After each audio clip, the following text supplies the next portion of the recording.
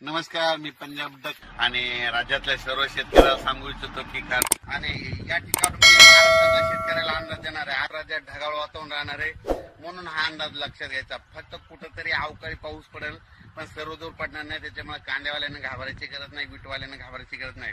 पण 18 तारखेपासून आता 18 एप्रिल पासून ते 24 एप्रिल पर्यंत राज्यात उन्हाची तीव्रता वाढत जाणार आहे. 44-45 अंशापर्यंत अकोला, नागपूर कडला पारा जाणार आहे. मराठवाड्यात देखील बऱ्याच ठिकाणचा 42 पर्यंत जाणार आहे.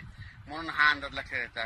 राज्यात सांगायचं झालं तर 18 तारखेपासून उन्हाची तीव्रता वाढत जाणार आहे, म्हणून हा अंदाज लक्षात घ्यायचा. ज्या वर्षी गावरान आंबा टिकला तुम्ही रस खाल्ला की समजायचं दुष्काळ पडणार. पण यावर्षी योगायोगाने त्या आंब्याला आंबीच नाही लागली, म्हणजे पाऊस जास्त होणार. असा 2025 ला पाऊस जास्त होणार, म्हणून हा अंदाज त्या आंब्याच्या झाडानं दिला.